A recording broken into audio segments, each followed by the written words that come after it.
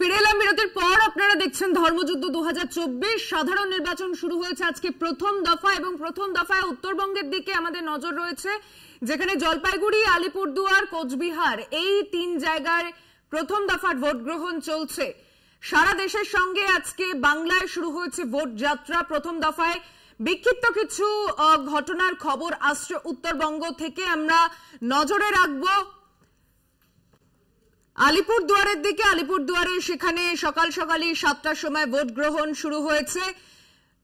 বয়স্কদের জন্য পৃথক লাইনের ব্যবস্থা করা হয়েছে। সেখানে ভোটের লাইনে ভালোই উপস্থিতি নজরে আসছে। সৌম্যদীপ সেন আমাদের প্রতিনিধি, সরাসরি চলে যাচ্ছি তার কাছে। সৌম্যদীপ, সকাল থেকে ভোট পর্ব শুরু হয়েছে, ভিড় এখনো পর্যন্ত কেমন নজরে আসছে? দেখো, মানুষের মধ্যে কিন্তু একটা ভোট নিয়ে উৎসাহ দেখা যাচ্ছে। সকাল থেকেই কিন্তু তারা ভিড় জমিয়েছেন।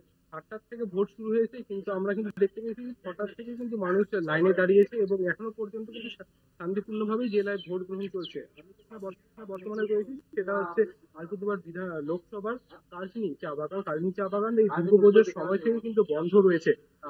শ্রমিকরা যারা আছেন এখানে কিন্তু যারা সুদিন ফেরার আশায় তারা ভোট দিচ্ছেন। এখানে অনেক শ্রমিকও রয়েছে, তাদের সাথে কিন্তু আমরা কথা বলবো।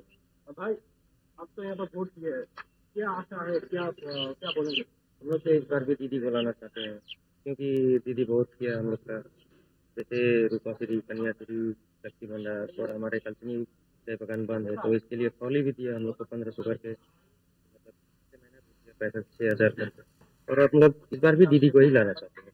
तो क्या बोलूँ, আমি আমার ক্যামেরাম্যানকে বলবো যে দেখতে পাচ্ছেন কিন্তু কালচিনি চা বাগানে আমরা আছি। এখানে কিন্তু লম্বা লাইন, সেই সকাল 6টার থেকে কিন্তু এই লম্বা লাইন এখনো পর্যন্ত কিন্তু এই লাইন কিন্তু চলছে। এখানে যারা শ্রমিকরা রয়েছেন তারা কিন্তু সকাল থেকে ভিড় জমিয়েছেন। এই বাগান, আমি বলে রাখি, এই বাগান কালচিনি চা বাগান কিন্তু পুজোর সময় থেকে বন্ধ। যারা শ্রমিকরা রয়েছেন তারা যেটা বলছেন যে সুদিন ফেরার আশায় কিন্তু তারা ভোট দিচ্ছেন। আপাতত ধন্যবাদ তোমাকে সৌম্যদীপ। নজর রাখো পরিস্থিতির দিকে। আমরা বিভিন্ন জায়গায় বিভিন্ন বুথে আমাদের রিপোর্টাররা রয়েছেন এবং তাদের থেকে আমরা আপডেট নিচ্ছি। যেমন আপনাদেরকে দেখালাম আলিপুরদুয়ারের ছবি, সেখানে সকাল থেকে ভোটের লাইন দেখা গিয়েছে। বেলা বাড়ার সঙ্গে সঙ্গে সেই উপস্থিতি বাড়তে পারে কিনা সেদিকেই নজর থাকছে।